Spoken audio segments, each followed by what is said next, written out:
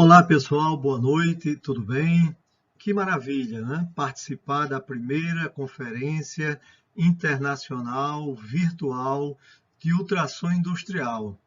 Então eu começo parabenizando a equipe organizadora por esta ideia super relevante e talvez pioneira, levando para toda a comunidade assuntos tão estratégicos, este que é o ultrassom.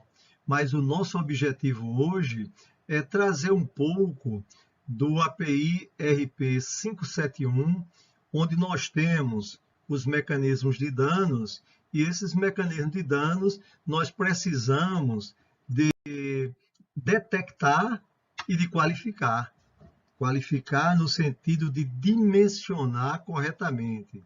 E o dimensionamento, no nosso foco de hoje, vai ser utilizando essa técnica não destrutiva de ultrassom com as suas variantes.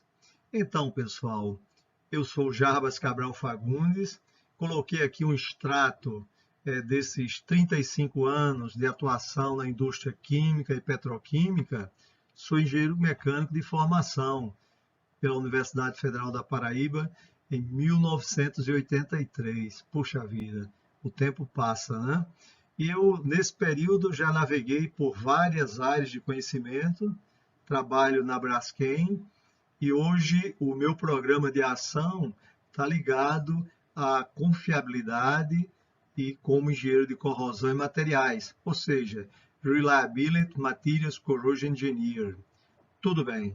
Então, o nosso foco é trazer um pouco, no primeiro momento, um overview do API RP, prática recomendada, né? 571, que fala de mecanismos de danos.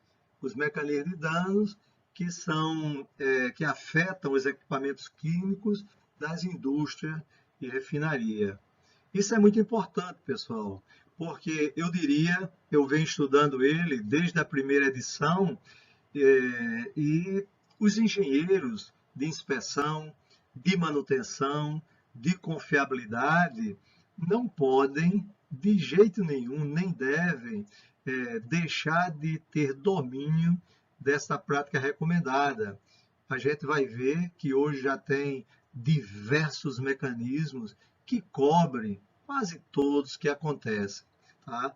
Nós estamos na terceira edição, essa edição está muito legal, ela foi editada e lançada em março de 2021, e isso aí traz para nós, março de 2020, e traz para nós uma atualização dos mecanismos.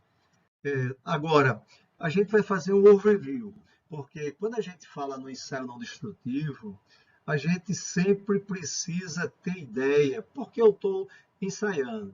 Nas palestras, nos minicursos, nos cursos, seminários, workshop, congresso que eu participo, eu sempre lembro assim, se você vai ao médico, você está apenas gripado, e ele te recomenda, por exemplo, uma ressonância magnética do encéfalo, você vai perguntar diversas vezes por quê, e talvez nem faça, se não tiver uma boa justificativa. Da mesma forma, são os ensaios não destrutivos. Esse slide é bem importante, eu tenho ele há muito tempo, vi em uma das apresentações do meu amigo Bruno, e ele faz assim, ó, o que é esperado da inspeção de equipamentos?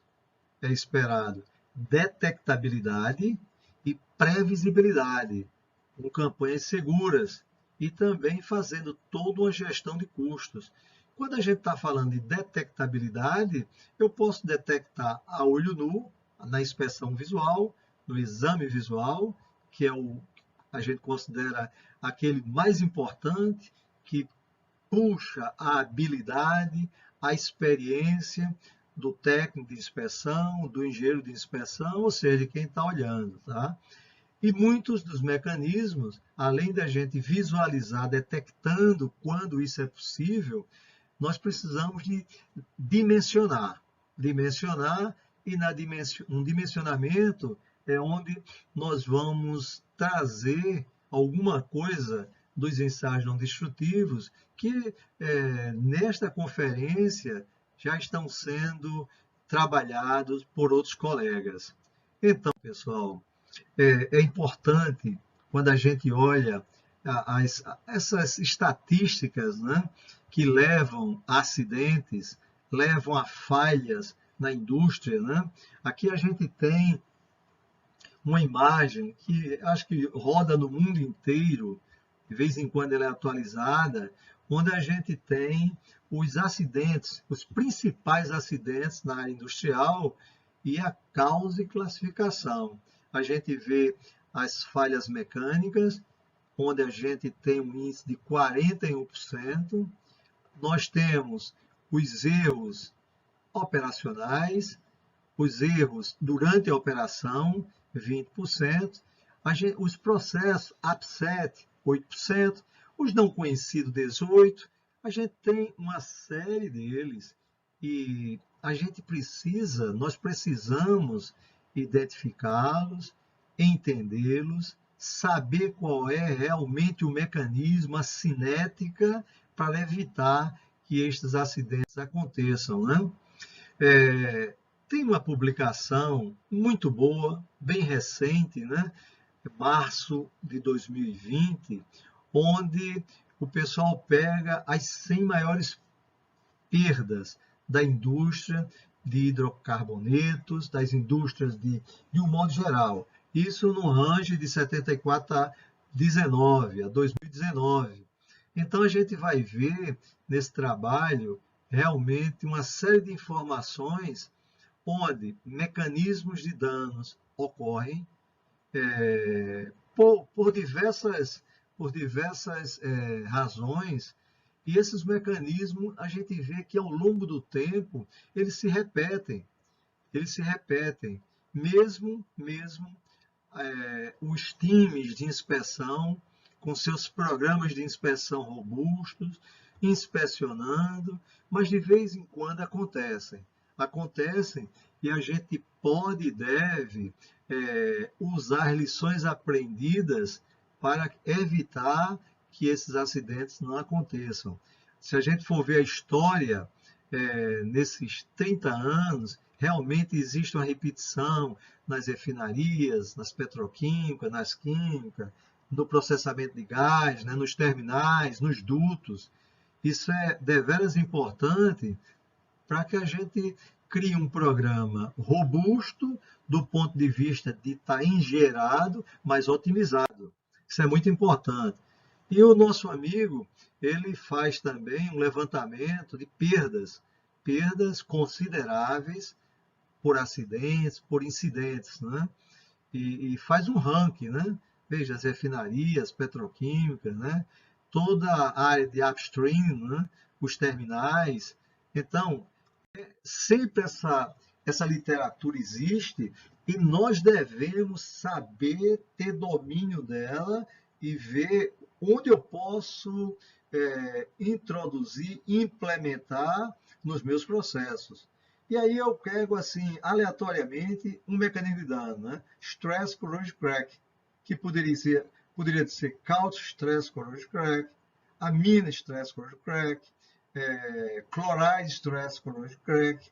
Essa prática do CEPA, ela é muito boa, esse material, e esse tipo de mecanismo, ele também precisa ser identificado e precisa ser dimensionado.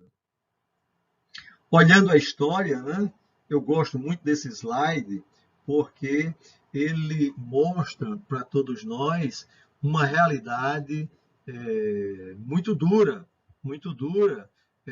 quando a gente faz uma análise super crítica, de 1800 até 1914, por aí. A gente, considerando Caldeiras, né? Onde foi todo o start, foi toda a motivação para um grupo de engenheiros publicar, lá em 1914, a primeira edição do Código ASME, seção 1, para Caldeiras. Mas veja o que acontecia. Nós tínhamos nesse período, caldeiras de baixa pressão. A tendência era, mesmo com baixa pressão, com muitos acidentes, 400, 300, 150, né? Depois que foi sistematizado, depois que se teve rotinas de cálculo e fabricação, a gente viu e vê que os projetos foram mais arrojados e as explosões, as falhas começaram a diminuir. Isso é muito importante. Por quê, pessoal? Não existe bola de cristal. Existe sim estudo sistematizado, existe sim colocar em prática a teoria para que a gente possa observar. E uma coisa importante, eu sempre falo, o homem de confiabilidade, o técnico, o engenheiro de confiabilidade, o engenheiro de inspeção, tem que estar sempre de mãos dadas com a engenharia de processo, com a engenharia de produção, com a engenharia de inspeção, a engenharia de equipamentos, a engenharia de corrosão, porque, novamente, não existe bola de cristal. Tem que se realmente estudar para identificar. E depois eu vou falar um pouquinho, porque o tempo é curto, sobre outra prática recomendada, que é o API RP de prática recomendada 970, Corrosion Control Document. Mas vai ser um pouquinho. Aí, pessoal, ainda contextualizando, o risco depende do tempo. Então, se eu consigo identificar o mecanismo, conhecer, colocar barreiras mitigadoras, né, eu evito o acidente. Mas os mecanismos, eles precisam ser monitorados. E o foco aqui não vai ser emissão acústica, não vai ser partículas magnéticas, não vai ser líquido penetrante. A gente vai dar uma olhada aqui naqueles mecanismos que geram perdas de espessura, que faz nuclear trincas, ou seja, aqueles em que o END ultrassom com as suas variantes pode ser feito. Então, se a gente olhar o risco e eventos por ano, a gente tem lá um processo que está nas suas condições normais de operação e vem os transientes. Tá? Esse gráfico aí mostra um ciclo importante, onde a gente tem uma alta taxa, uma alta deformação, taxa de deformação e baixa temperatura, aí a gente tende para a fratura, e quando eu tenho uma alta temperatura e baixa taxa de deformação, eu tendo para uma fratura dúctil, tá? E uma fratura frágil do lado inverso.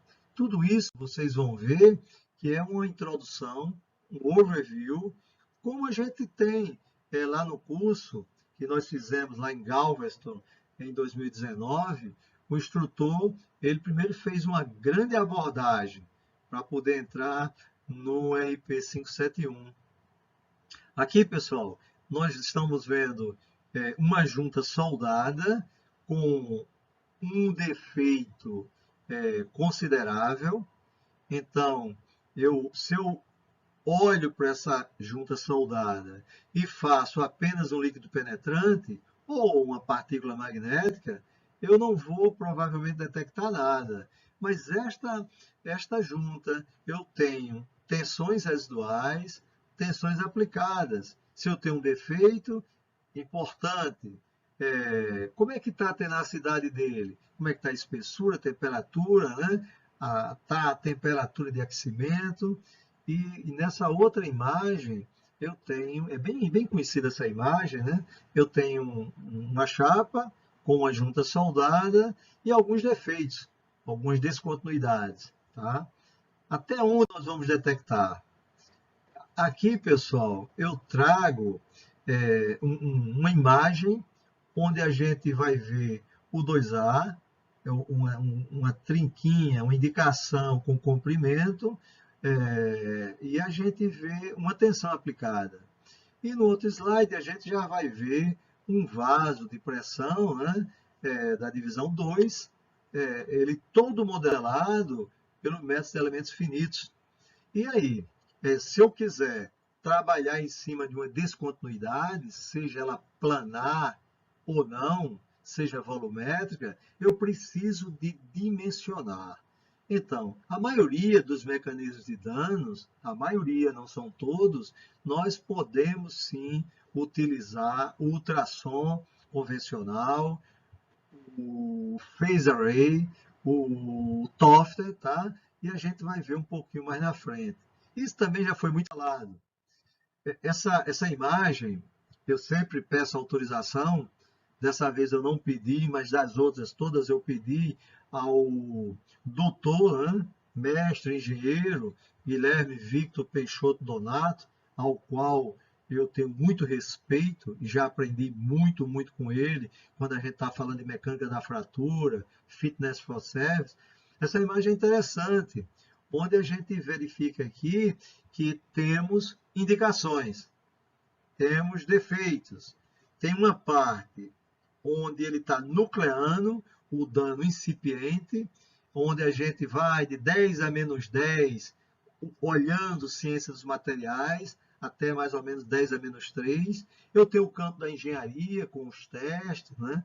As aplicações em estruturas. Eu tenho um campo de mecânica aplicada e eu tenho um campo vasto da mecânica da fratura. E quando a gente está falando de mecânica da fratura, vai para o 579, eu estou trabalhando em auto-refrigeração, auto-refrigeration, brick factory, eu começo na seção 3 do API 579. E aí, se eu vou ter uma descontinuidade, eu preciso detectar, bem detectada, com um procedimento qualificado, com um profissional qualificado, e dimensionar. Dimensionar comprimento, profundidade e altura. E quando eu também estou trabalhando em cima de descontinuidades deste tipo, eu preciso de uma propriedade importante. Eu preciso de ver como é que está a tenacidade. E o nosso grande amigo e velho companheiro, o ensaio de Charpy, aí ele se apresenta. Então veja que a gente está fazendo essa abordagem e já já a gente vai adentrar a prática recomendada. Eu também gosto desse slide, ele circula aí, já vi nas apresentações no ASME, vi também na NACE e vi várias vezes no Summit de 2019 em Galveston, onde uma boa equipe da Braskem estava lá. Aqui a gente vai ver, olha, é um desenvolvimento de mais de 80 anos, né? A gente tem as novas construções e aí a gente já entra no seu ciclo de vida olhando a inspeção baseada em risco, o plano nos API 580 e 581. Inspeciono, vejo o mecanismo de dano, se ou não, encontrei, vou trabalhar nele, e nessa abordagem vou buscar o API 579, né, Fitness for Service, para fazer o meu assessment. Né? Quando não, o ciclo volta, faço o meu assessment com o Fitness for Service e defino um reparo ou uma substituição. Tá? E aí, pessoal, o ASME trouxe para nós os PCCs, os Post Construction Code, que todos nós que trabalhamos na área de engenharia de confiabilidade, na área de inspeção, o PH, precisa conhecer o PCC1, o PCC2 e o PCC3. O PCC2 vai dar todas as dicas engenheiradas para os reparos. E o PCC3, ele entra com a parte de inspeção baseada em riscos, mas o que eu gosto do PCC3 são os 3 anexos que eu vou trazer para cá hoje para complementar a nossa abordagem em cima do API RP 571. E aí, nesse ciclo, olha, eu uso post-construction, faço reparo, está de acordo com o código, e é interessante, o código de projeto, ele atende o projeto e a fabricação. Depois disso, em service, aí a gente tem que avaliar de uma outra forma. É, eu gosto muito, pessoal, eu gosto muito, às vezes, de fazer os rabiscos, que eu chamo de esquemáticos, né? Esse aí foi em 18, eu estava fora, quando houve a consulta, a gente tinha uma indicação, e a consulta era assim, posso conviver ou não, né? O que é que eu vou fazer? E aí, olha, a gente tem a indicação em verde, né? Tem o seu comprimento, a gente olha as tensões na ponta do defeito, sigma X, sigma Y, sigma Z. Como essa indicação ela trabalha, ela está carregada, no mínimo, por tensão de membrana, a gente olha com a sua direção principal e eu vou precisar dimensionar. Olha aí o ultrassom. Claro que eu poderia utilizar emissão acústica para fazer o monitoramento, mas aqui eu vou estar falando de phase e de Toffler. Na realidade, eu não vou detalhar phase e Toffler. Eu vou trazer para cá os mecanismos e apontar para o pessoal dos ENDES. Então, a partir daqui, com o meu defeito, já considerado defeito em função dos critérios de aceitação, eu posso fazer uma modelagem utilizando o método dos elementos finitos, tá? Finite Element Methods. Isso é muito importante, pessoal, dá muita resposta para todos nós. Essa figurinha das classes de degradação do 579, né, Fitness for Service, ela é muito interessante, pessoal, porque a gente tem os mecanismos e nós temos qual é a parte que trata. Então, isso aqui é para todo engenheiro de inspeção saber decorado. Fire damage, eu tenho lá a minha seção. Um dano mecânico, eu tenho minha seção. Eu tenho um duto, que tem uma moça, eu tenho minha seção. Assim como se eu tenho fratura frágil, eu tenho duas seções. O assessment eu faço na seção 3 e quando eu já tenho um defeito, eu vou avaliar na seção 9. E tudo isso, pessoal, precisa de dimensionamento. E a nossa estrutura de metais é uma estrutura complexa. É complexa e vai ter oportunidades em que o dano inicia e ainda é muito inicial mesmo. Incipiente, como dano de fadiga incipiente, a gente não vai detectar. É bom olhar aquela imagem, tá? Quando vocês estiverem com o arquivo PPT. E aí vai ter inúmeros mecanismos. Vamos considerar 67 mecanismos que a gente tem domínio, a gente vai ver daqui a uns 3, 4 slides. Considerando que esse metal está exposto a uma atmosfera agressiva, a gente vai ter reações do ferro com oxigênio, da UFeO, o óxido de ferro, que é uma reta, né? Y igual a X mais B, e o que governa essa espessura é o coeficiente angular. Mas depois esse FeO, ele se converte em Fe2O3, que é parabólico, tá?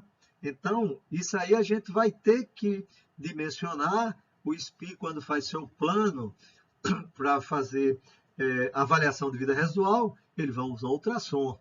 Tá? Aqui entra a MIC, né? A corrosão microbiológica. Puxa vida, essa é importante. E eu aproveito, toda vez que eu vejo um caso de corrosão, eu aproveito para fazer uma saudação em memória ao professor Vicente Gentil. Foi meu amigo e é meu amigo, ele já está no outro plano, mas que eu conheci em junho de 1984 e convivi muito, muito com ele e aprendi muito. E ele fazia o seguinte, quando íamos inspecionar um grande trocador vertical, água de resfriamento, né, AGR no casco, e era suscetível, à época, de nós termos corrosão microbiológica. Aí, a primeira vez, o professor que eu tive com ele, a gente foi para o campo, era estagiário ainda. Ele disse assim: ô meu filho, me arruma uma pipeta e um pouco de HCl, 3%. Aí pegou aquele resíduo, cheirou, foi assim próximo do nariz, me mostrou, estava um pouco gelatinoso, ele colocou na pipeta com HCl, pipetou. E depois mostrou o aroma forte, tipo ovo podre, significava dizer que nós tínhamos bactéria redutora de sulfato. O caso de corrosão e erosão, os casos de fadiga, né? Os casos de fadiga térmica, as simulações para que a gente veja a suscetibilidade de nucleação de PITs, tá? Alvéolos, um mecanismo de dano, que esse aqui está na edição de 2011, que é o DM 3.15, que é o Couch Stress Corrosion Cracking, aparece as trincas, a depender da localização, ela pode ser até detectada e dimensionada com a scan.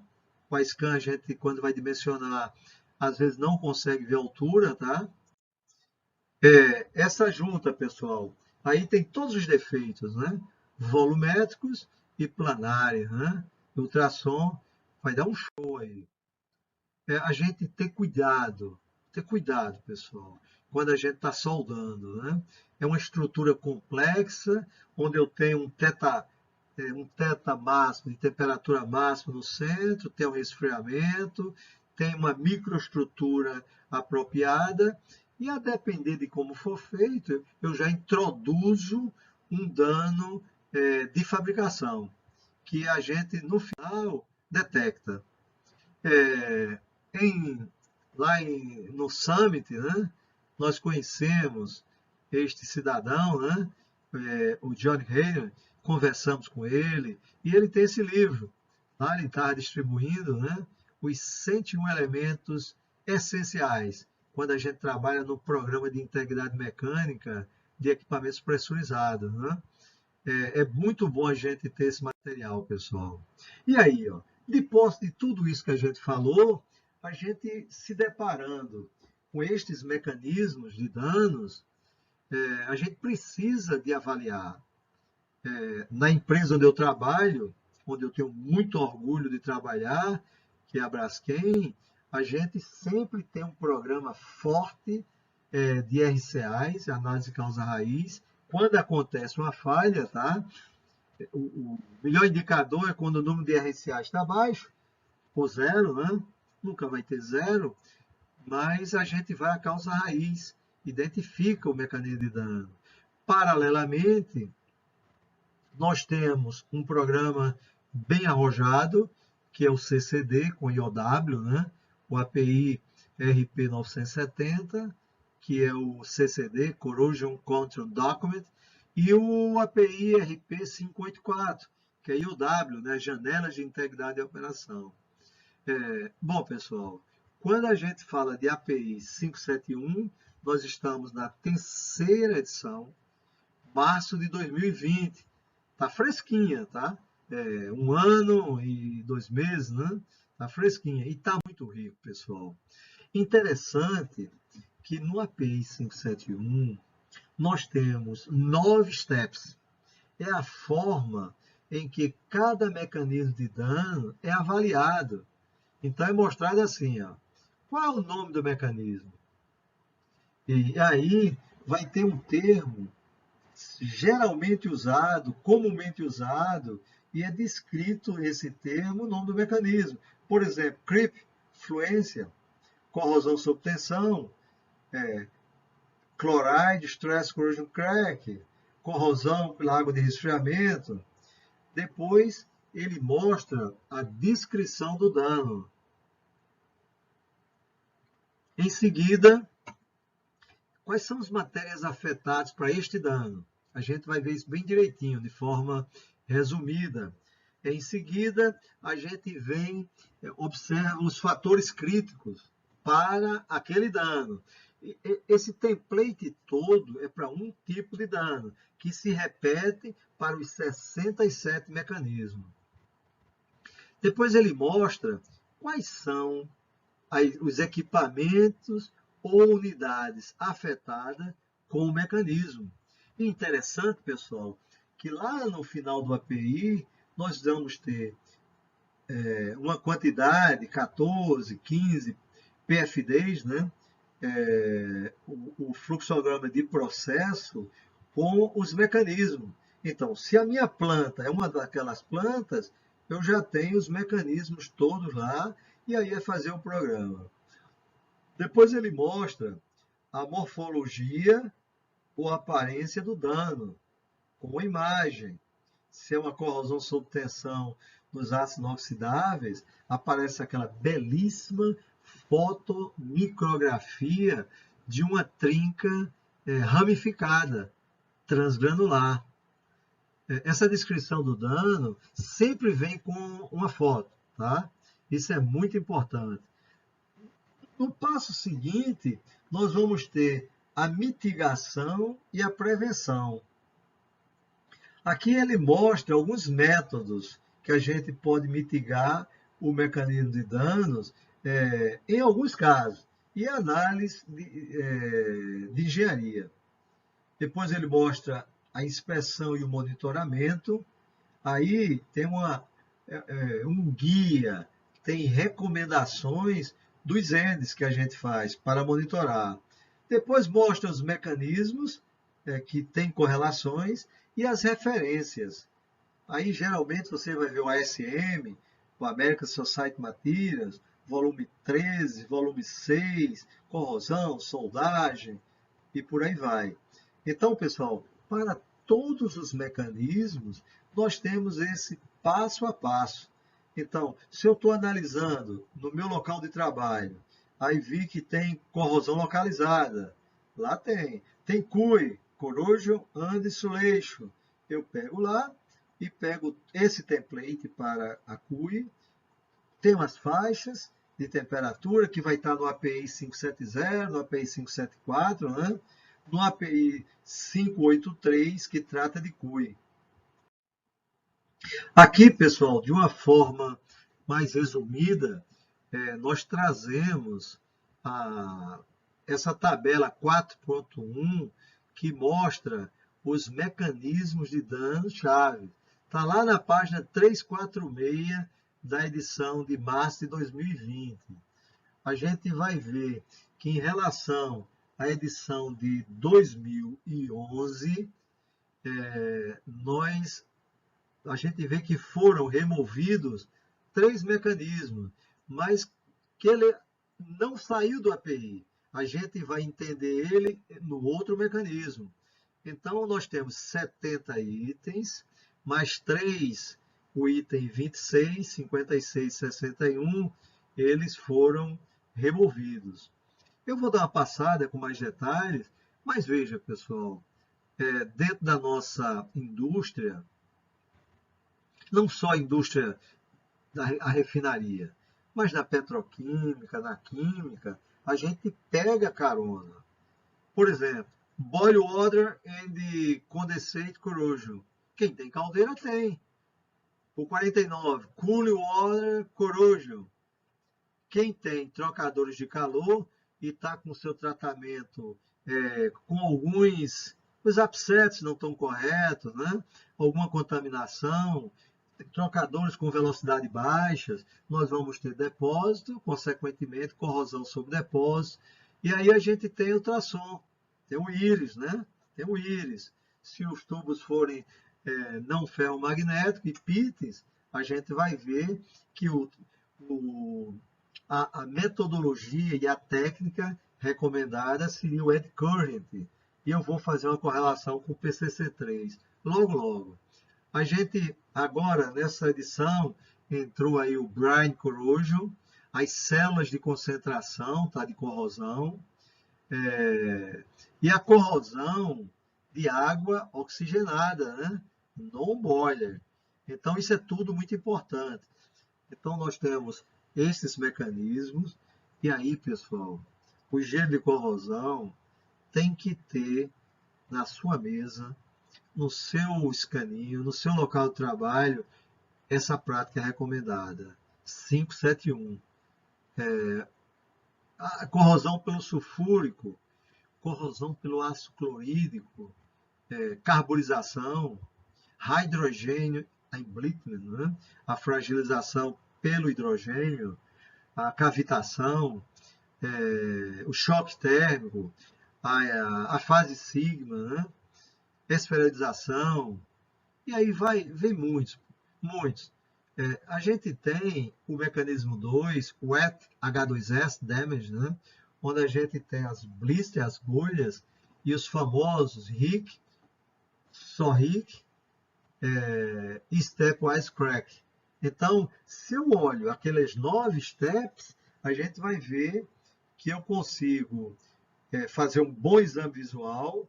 E quando a gente tem, pessoal, um programa como CCD, Corrosion Control Document, que é o backbone, como diz o meu grande mestre Amilcar Salles, que é a espinha dorsal de um programa de integridade mecânica, a gente vai analisando, seguindo a prática da prática recomendada 970, a gente, juntamente com o processo, segurança de processo, confiabilidade, inspeção, coordenado pelo Materials Corrosion Engineering, a gente vai identificar quais são os mecanismos, a cinética de reação, que é muito importante, quais são os contaminantes, quais são os ativadores, e fazer o meu plano com os CMLs, aqueles pontos onde eu vou monitorar, os ENDs necessários,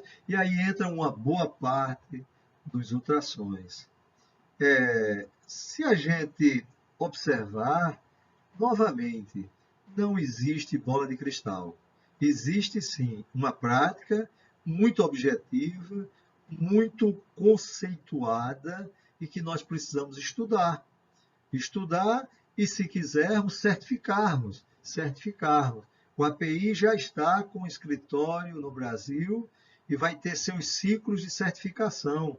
Inclusive, em agosto, nós vamos ter um ciclo de certificação onde vai ter os exames para os candidatos que queiram certificar nesta modalidade, ou seja, nesta prática. Tá?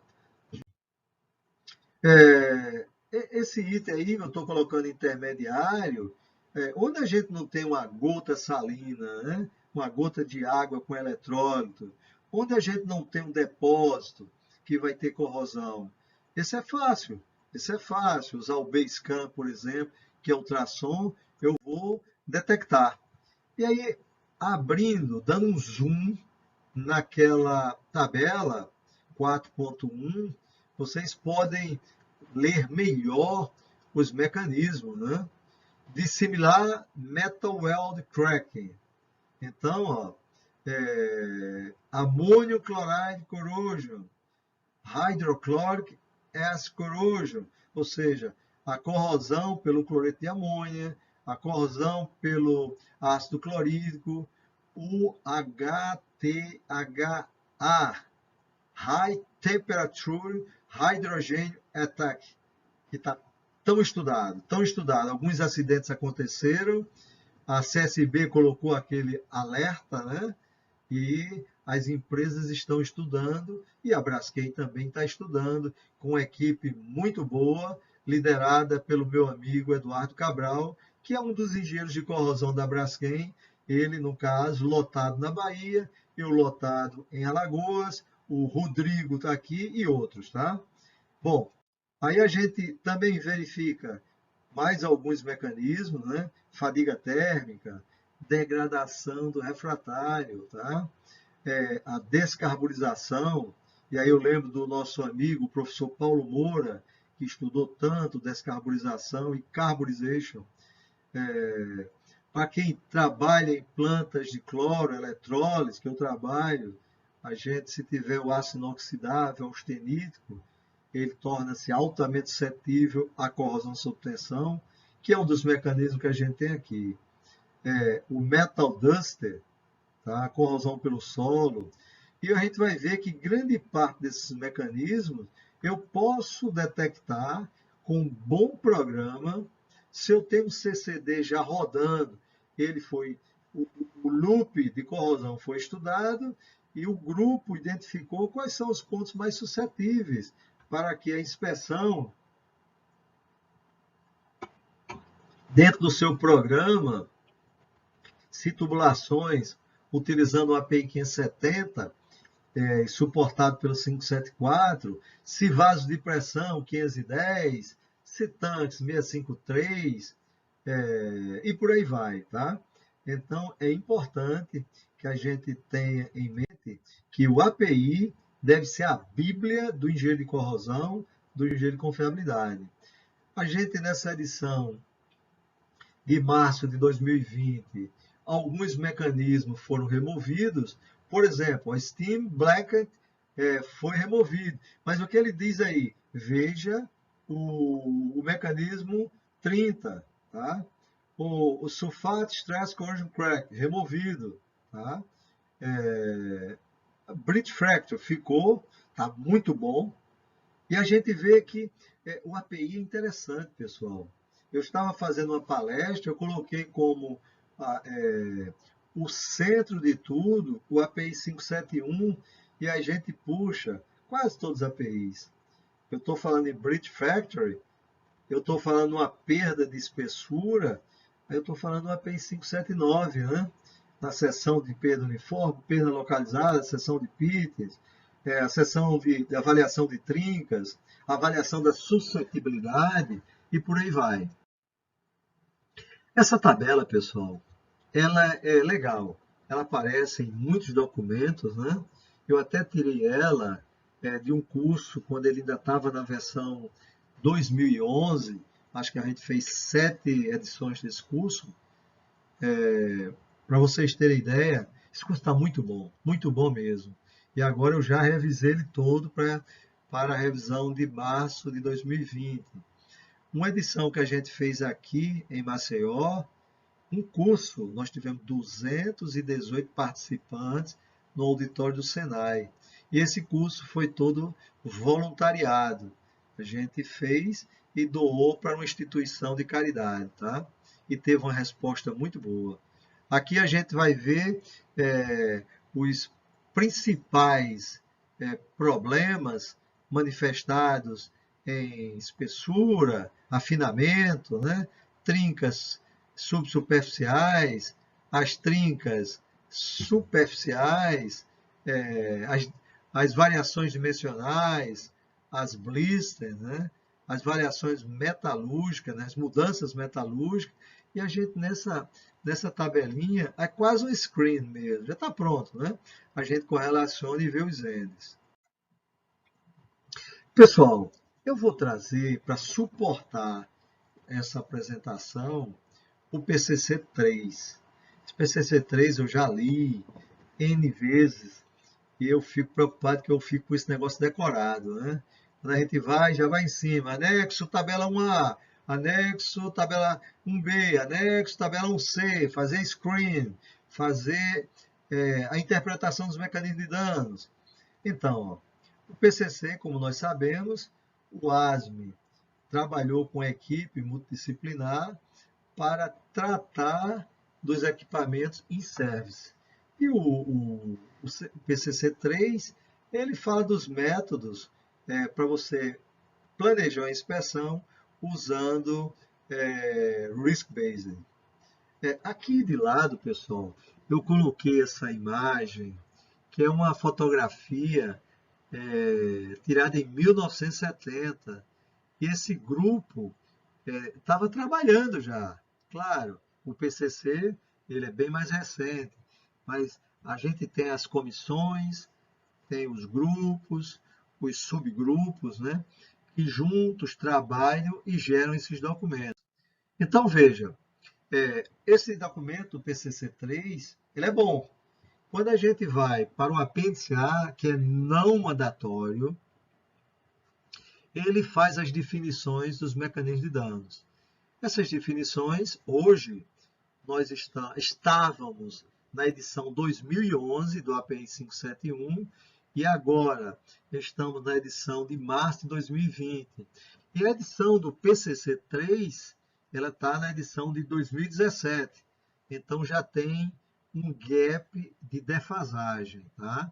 Mas eu olhei, planilhei e olhei item por item, quase nada mudou, quase nada mudou. Então a gente vê o embrittlement, aí a fragilização 885 graus Fahrenheit, ou 475 graus centígrados, né? E a gente vai ver que a referência é o API 571.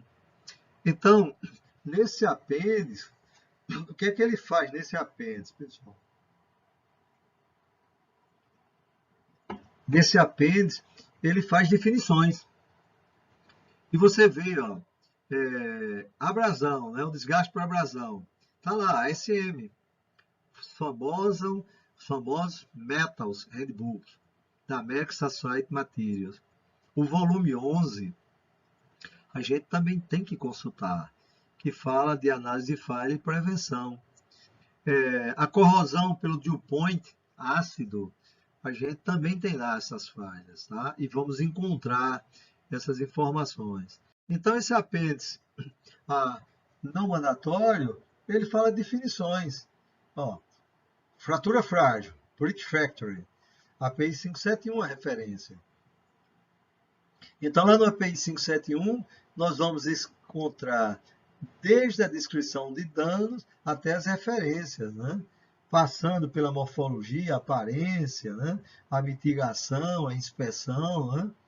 Aqui, por exemplo, quando eu estou falando de Carbonate Stress Corrosion Crack, eu estou falando como referência o API 571. Cold Crack, por exemplo, tá? Bom, o apêndice B também não mandatório, esse é muito legal. Ele é muito legal, pessoal. Eu estou fazendo um aplicativo, está ficando muito legal, para que a gente possa olhar rapidamente, né?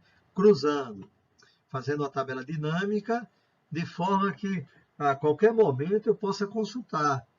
Como eu sou engenheiro de confiabilidade de materiais de corrosão, junto com o meu amigo Rodrigo, cada um numa planta, a gente precisa de ter essas informações rápidas. E aí a gente vai ver que o PCC, ele fez uma divisão. Ele coloca os mecanismos, coloca os modos, e aí interessante, ó, onde é que está a diferença do 571? Que ele coloca os mecanismos de danos e os defeitos de fabricação. E depois ele vem, ó, os materiais de construções que ocorre tipicamente esse mecanismo. Então, se eu cruzar o eixo X, ou seja, a linha com a coluna, eu vou ter um condensado, um compilado bem legal dos mecanismos de danos. Depois ele fala do meio operacional, né? Aí é onde entra os processos, tá? E aí você também vai cruzando. Você vê range de temperatura, você vê o que os mecanismos podem estar suscetível aos processos. Então, você vai ter aí vários meios. Depois, ele fala de fluxo, que às vezes a gente não olha muito, pessoal, mas quando a gente tem variações, eu tenho muitos acidentes na tubulação, nós temos corrosão, erosão, abrasão, tá? Em função do fluxo. E depois ele bota tipos de carregamento. Então, essa tabelinha, ela é muito importante. Dando um zoom, a gente vai ver aí matéria de construção, onde ocorre tipicamente os mecanismos, né? E antes a gente tinha o mecanismo, nós temos o dano ou defeito, se o o mecanismo de danos, o defeito de fabricação. E aí a gente vem, ó, aço carbono, baixa liga, os aços inoxidáveis da série 300, da série 400, os duplex. Aqui precisaria entrar também os super duplex, pensando em SAND, por exemplo, SAF 2205, SAF 2507, 2707, 2707 HD, né? Até as ligas de níquel base, titânio, né? E ferros fundidos, né? A gente tem para fazer a correlação. Os meios, né? Os meios a gente olha no API, isso é importante demais, pessoal, para quem está com o programa do CCD, que é o top, o que tem de melhor dentro dos programas de integridade mecânica para equipamentos pressurizados. Então, a gente tem sódio, carbonato, sulfúrico, aminas, amônia, cloreto, né? Ácido fluorídrico, fenol, os óleos crus, ácido fosfórico, particulados e outros, que eu vou correlacionar com aqueles mecanismos. Se eu estou com meio hardware físico, eu olho e, sei lá, marco o texto. Se eu tenho um aplicativo, eu faço o cruzamento e vou saber qual é o mecanismo. Então, pessoal, aqui a gente teve a descrição, a gente teve essa planilha ou tabela para fazer o screen, o peneiramento, né, dos mecanismos de danos, tá? A última parte, olha, dessa planilha, dando zoom, a gente está vendo também a questão até de hidrodinâmica. A gente está vendo a tensão estática, né? Impacto, os gradientes térmicos, choques, né? As tensões cíclicas, como, por exemplo, vibração. Então, a planilha é grandona, tá? E aí, o que é que eu coloquei nela? Eu trouxe o API 571, trouxe o API 581, trouxe o WRC 490, né? Que fala dos mecanismos em empresas de geração de vapor. Estou fazendo o link com a referência do mecanismo. E aí, meu amigo, qualquer um de nós sai na frente quando tem os mecanismos. E falando de todos os mecanismos, onde entra o ultrassom, né? O ultrassom, onde já foi comentado, no passado aí, pessoal, de 30 anos atrás, a gente estava no ultrassom convencional, né? Radiografia. Hoje, o código ASME já permite a gente fazer as substituições, né, da radiografia pelo ultrassom. Isso é muito bom. E aí a gente evoluiu com o Phase Array, o Phase Array com inúmeros cabeçotes, 16, 64, 32, 64, 120 ou 128, e depois o TOFTA, né? Ou seja, entrando em duas áreas, o ultrassom semiautomático e o ultrassom automático. Mas é importante, pessoal, nós sabermos definir o end, ou seja, o ultrassom que eu vou usar em função do mecanismo e em função do equipamento. Porque se eu tenho um tanque ou um vaso de pressão construído há 40 anos atrás, pelo código, até com stamp, com selo ASME, fiz radiografia e agora eu invento de fazer um TOFTA, eu vou pegar talvez 3.000 indicações. Tá? Agora, se eu tenho um dano, eu preciso detectar com uma assertividade grande e preciso dimensionar, aí sim, aí eu vou conseguir, através das técnicas não destrutivas. E aí, pessoal, esse apêndice C do PCC3, ele é muito importante. Ele é muito importante porque ele mostra, ele tabela, né, para que a gente possa entender os métodos de monitoramento. A gente tem os mecanismos, nós temos o modo, né? Nós temos o mecanismo de dano, nós temos o defeito de fabricação. E aí, pessoal, a gente vai ter, exatamente como está no API, apenas eu transferir para uma planilha, colorir, e na dinâmica ele vai estar me dando, quando eu colocar dois mecanismos, ele me dá uma cor. Eu estou fazendo um bocado de coisa. Para no próximo curso, que vai ser um pouco mais longo, a gente já tem isso detalhado. Mas olha, se eu tenho, por exemplo, Ammonium Groove, que é um canal, né? O modo é perda de massa, né? Perda de metal. O dano é um mecanismo de dano, não é um defeito de fabricação. Então, ó, se eu estou falando de Ammonia Groove, Amine Crack, Amine Corrosion, ou um desses aí, então eu olho ele, já classifico se é um mecanismo de dano, um defeito de fabricação, e depois eu vou olhar, identificar o método usado comumente para fazer a avaliação. Eu tenho a parte surface, subsurface e other method. Ou seja, o defeito, ou melhor, a indicação que é superficial, a subsuperficial e outros métodos. A gente vai olhar todos, tá? Aqui vamos pegar aqui perda de massa, né?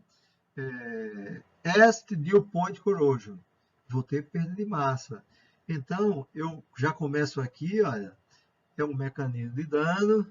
Eu posso, ele é superficial, eu posso visualmente olhar e identificar e posso usar um endoscópio, tá? E a gente sabe que os endoscópios, eles evoluíram muito, né? Evoluíram muito. Aí a gente pode ter, para esse mecanismo, eu posso entrar, como ele pode ser subsuperficial, eu posso usar ultrassom, tá? Posso usar ultrassom. Isso é muito importante, pessoal. Desde o ultrassom para eu medir espessura ou para um ultrassom para que eu possa dimensionar um defeito, tá? E os outros métodos entrariam aí a radiografia, o head current, a, a emissão acústica, né? O dimensional, teste de dureza, né? Metalografia, ou mesmo você remover um corpo de prova, até um sample bolt da vida, para você avaliar. Então, esse apêndice, ele vai dar justamente isso. E você olha o primeiro, que é a descrição, olha o segundo, que é o screen que você vai fazer, e você olha o terceiro. Então, pessoal, veja, quando a gente escreve um relatório, a gente precisa, se possível, colocar referências. Se eu coloco como referência um API RP 571, essa referência é mundial. Se eu coloco como referência o PCC3, ou o PCC2, ou o PCC1, ou um WRC qualquer desse, é uma referência. O mundo todo vai acatar. Por exemplo, se eu estou tendo visita de seguradora com ressegurador, nós vamos ter uma referência. Então, vou usar 571 e vou usar o PCC3, tá? Aí, indo mais, tá? A tabela toda está aí. A gente vai ver Ammonia Stress Corrosion Crack. Eu posso usar ultrassom, tá? A depender do estágio, eu vejo no exame visual. Se tiver dentro de alguma área difícil, eu faço uma inspeção remota, né, com o endoscópio. Como eu falei, os endoscópios evoluíram muito, né? Então, uma coisa importante é essa nota 2, são os modos de falha. Se é trinca, trincamento, né? Se é um defeito fundido. Por exemplo, porosity e os vazios em fundidos não são mecanismo de dano, são defeitos de fabricação. E lá na frente, a gente teria vários ensaios. Ó. O visual, pode fazer líquido penetrante, posso fazer penetrante fluorescente, depois eu posso fazer ultrassom e por aí vai, tá, pessoal? Então, a ideia é que a gente saiba que dentro do 571 nós temos toda a caracterização e o item inspeção e monitoramento, ele vai mostrar para todos nós quais são os Ns. E o PCC3 complementa, né? Ó, dissimilar weld crack, o DMW, né? É uma trinca, é um mecanismo de dano. Eu posso visualizá-la, né? Eu posso fazer líquido penetrante, posso fazer o líquido penetrante fluorescente e posso fazer ultrassom. Os demais são perda de espessura, né? Aqui, pessoal, esse primeiro mecanismo é um mecanismo muito complexo, né? Flow Accelerated Corrosion, a FAC. No final, a consequência é perda de massa, né? A gente vai ver aqui que ele entra com ultrassom convencional, tá? Não, ele entra com emissão acústica, né? Entra com a emissão acústica e entra com as partículas. Mais mecanismo, perda de massa, o dano metalúrgico, né? O hydrogen ablatement, né? Defeitos de fabricação, né? Como falta de fusão, falta de penetração, e a matriz aí cobre todos eles. Aí entra a parte de corrosão, a parte de ataque pelo fosfato, o ácido carbólico, que é o fenol, né? Os pits de corrosão. Então, os pits de corrosão, ó, olha lá, eu tenho a característica de uma perda de massa, posso entrar no visual, posso entrar no penetrante, posso fazer ultrassom, ok? Mais alguma coisa, sensitização, caso a fase sigma, né? O sulfide stress corrosion crack, as trincas, então tem uma série de N's que a gente pode utilizar. O ácido sulfúrico, né? É basicamente perda de espessura e pode-se usar a radiografia também. Aqui defeitos de fabricação, você vê que os ultrassons quase todos já utilizam, principalmente que o ASME deu a oportunidade bem trabalhada, né, de nós substituirmos a radiografia pelo ultrassom. Essa imagem é interessante, né? Em 2019, quando estávamos lá no Summit, a gente fez esse mini curso de um dia com este instrutor e a gente vê, pessoal, que tem muitas áreas do 571 que eles consideram que a gente já deve saber, até com foco na certificação, né? Ele falava até do eletrólito. Isso é bacana, pessoal, isso é bacana. Isso aqui ainda está com esse slide, ele ainda é referente a edição 2011. Mudou pouca coisa. Os PFDs, né, que são os fluxogramas de processo, o API 571 aí, por exemplo, uma unidade de fluido catalítico. Veja a figura 567. Lá a gente observa que todas as partes da unidade elas estão com o mecanismo de dano apontando. Então fica fácil. Se eu tenho uma unidade, por exemplo, o 5210 de tratamento com a mina, eu já tenho um programa de integridade quase pronto, né? O tratamento cáustico, eu já tenho um programa de integridade quase pronto. Pessoal, olha, mecanismo de danos, falhas, ENDs, ultrassom, seja ele automatizado ou semi-automatizado. Quem é responsável pela confiabilidade, né? A confiabilidade é uma disciplina, ela é multidisciplinar. Os engenheiros precisam muito, no caso da indústria, conhecer a interação meio-material, e dentro dessa interação meio-material, a gente precisa entender o mecanismo, a cinética e recomendar os ensaios, né?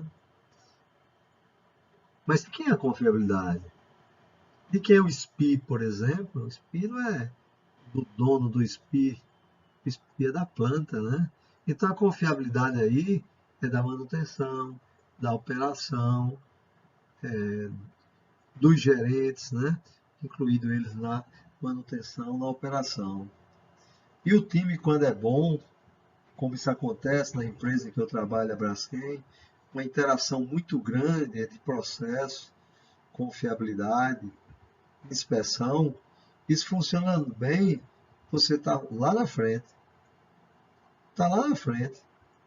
Então, pessoal, esse slide aí de lado mostra que muitas vezes a gente tem taxas de corrosão e erosão por efeito de velocidade. E a gente tem que saber onde é que tem essas informações. Vou buscar no 571. Nessa visão geral, pessoal, de um minicurso, né, eu chamaria atenção, como falei antes, que hoje não, há um bom tempo já, né, nós temos uma literatura vastíssima em cima dos mecanismos de danos. E de uma forma altamente sistematizada, né? Porque se eu tenho um mecanismo e olho na minha base de dados, que é o próprio API, eu tenho meio caminho andado com aqueles 9 steps, né? Então, seria sair na frente, sair na frente. E existe uma correlação, pessoal, muito grande entre os APIs. Por exemplo, as tubulações que governam a API 570. Claro, é a API 570.